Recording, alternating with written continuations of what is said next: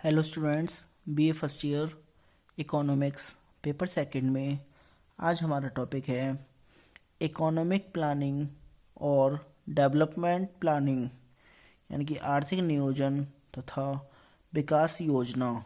पहले इसके बारे में सुन लीजिए। इसका कुछ इंट्रोडक्शन है। सन 1947 में जब भारत आज़ाद हुआ तो हमें एक छत विकक्ष शैटर्ड अर्थव्यवस्था मिली, जिसमें एक पिछड़ी अर्थव्यवस्था की सभी विशेषताएं मौजूद थी। आर्थिक और सामाजिक पिछड़ेपन के इस वातावरण में देश के आर्थिक विकास के लिए निम्नलिखित में से किसी एक प्रकार की रणनीति या व्यूह रचना स्ट्रैटेजी को अपनाया जा सकता था।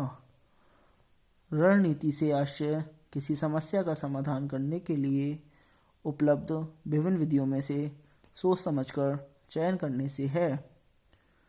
स्वतंत्र बाजार विकास रणनीति में आर्थिक विकास की प्रक्रिया मांग व पूर्ति की शक्तियों के आधार पर निजी क्षेत्र द्वारा संचालित की जाती है, अर्थात कीमत तंत्र यानी कि प्राइस मैकेनिज्म ही सभी आर्थिक समस्याओं का समाधान करता है। सरकार आर्थिक क्रियाओं में बहुत कम हस्तक्षेप करती है।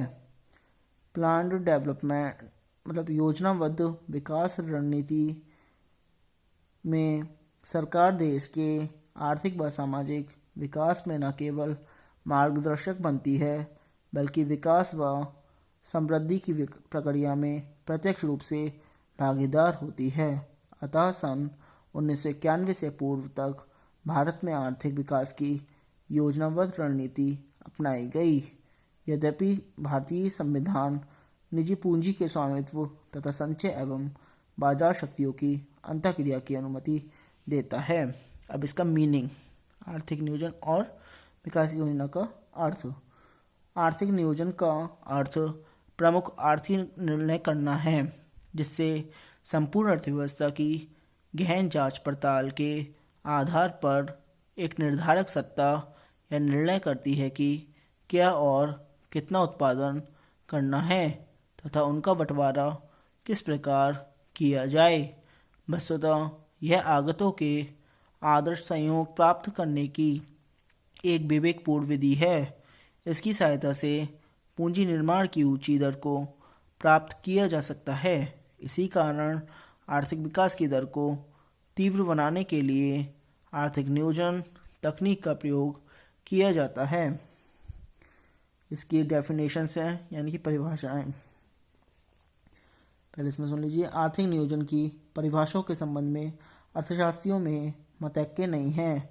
कुछ विद्वानों ने वितरण, उत्पादन तथा संगठन के व्यक्तिगत नियोजन को आर्थिक नियोजन में सम्मिलित किया है और कुछ विद्वानों ने आर्थिक नियोजन का तात्पर्य समाजवाद से लिया है। अतः यहाँ हम आर्थिक नियोजन को अधिक प्रचलित परिभाषाओं को अध्ययन करेंगे, जो निम्न है। पहली डेफिनेशन है एच लेवी के according, economic planning means securing a better balance between demand and supply by conscious and thoughtful control either of production or distribution। इसका मतलब है एच लेवी के शब्दों में आर्थिक नियोजन का तात्पर्य उत्पादन तथा वितरण दोनों पर विवेकपूर्ण नियंत्रण रखकर मांग और पूर्ति में संतुलन रखना है। सेकंड डेफिनेशन है मिसेस बारबारा बूटन के according, economic planning is a system in which the market mechanism is deliberately manipulated with the object of producing a pattern other than that which would have resulted from its spontaneous activity। Shrimati Barbara Wootton के अनुसार नियोजन का तात्पर्य ऐसी प्रणाली से है जिससे बाजार को स्वेच्छापूर्वक कार्य करने के लिए न छोड़कर इस प्रकार संगठित किया जाता है कि वह एक ऐसा आदर्श उत्पन्न करे जो स्वेच्छापूर्व छोड़ देने से नहीं कर सकता था। थर्ड डेफिनेशन है प्रोफेसर हेयक के according the direction of productive activity by A central authority is called economic planning. यानी कि प्रोफेसर हेयक ने लिखा है आर्थिक नियोजन का अर्थ एक केंद्रीय सत्ता द्वारा उत्पादन क्रियाओं का निर्देशन है।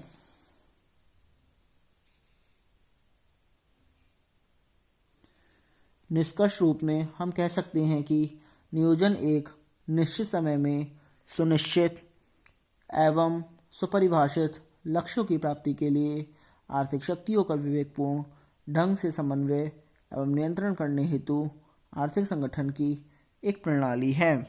आगे देखिए,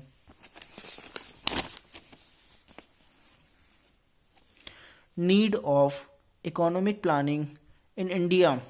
यानी कि भारत में आर्थिक नियोजन की आवश्यकता, सुनिए इसमें, आर्थिक नियोजन की आवश्यकता आज प्रत्येक राष्ट्र को है और विशेष रूप से भारत जैसे विकासशील देशों को और भी अधिक आवश्यकता है।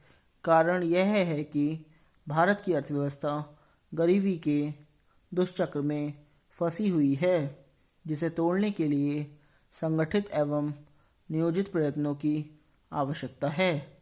संक्षेप में, भारत में आर्थिक नियोजन की आवश्यकता निम्नलिखित कारणों से है। नंबर फर्स्ट, पूंजी निर्माण की उच्च दर। निर्धनता के दुष्चक्र को तोड़ने के लिए पूंजी निर्माण की दर ऊंची होनी आवश्यक है और यह लक्ष्य नियोजन के द्वारा ही प्राप्त किया जा सकता है। नंबर सेकंड, संसाधनों का अधिकतम उपयोग। सीमित संसाधनों के अधिकतम उपयोग करने के लिए योजनाबद्ध कार्यक्रम आवश्यक है। नंबर थर्ड, जनसंख्या नियंत्रण।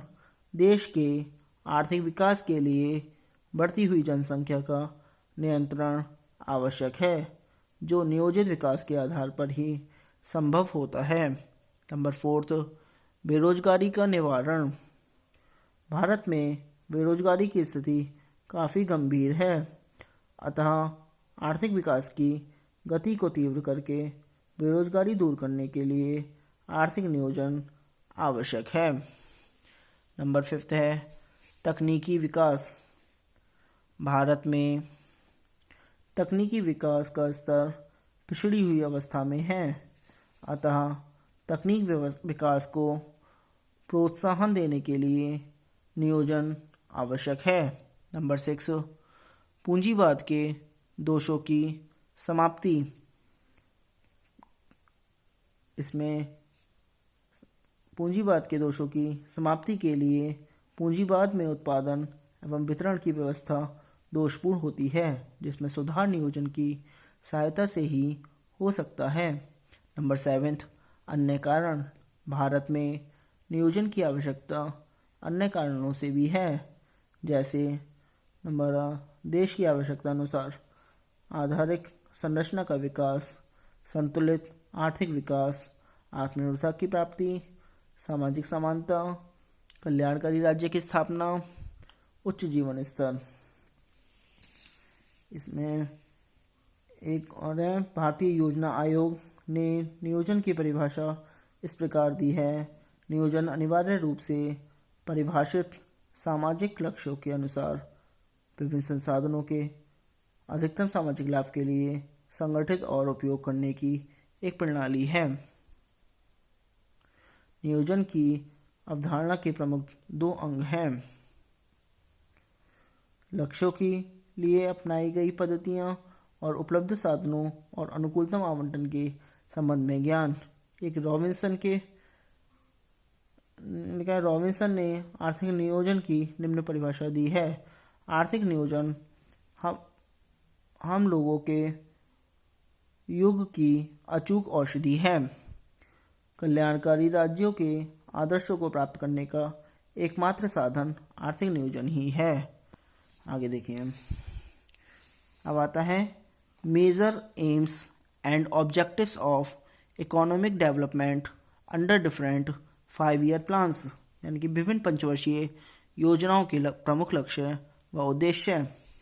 इसमें नंबर फर्स्ट पॉइंट है short period objectives of Indian planning, यानी कि भारतीय नियोजन के अल्पकालीन उद्देश्य। इसमें पहला है फर्स्ट 5 ईयर प्लान, यानी कि पहली पंचवर्षीय योजना। इसमें सबसे पहले पीरियड यानी कि अवधि 1 अप्रैल 1951 से 31 मार्च 1956 तक। फिर दूसरा आता है थियोटिकल मॉडल, सैद्धांतिक मॉडल, हैरोल्ड डोमर मॉडल के परिवर्धित मॉडल पर आधारित। थर्ड है मेन ऑब्जेक्टिव्स, यानी कि प्रमुख उद्देश्य, कृषि क्षेत्र का विकास करना।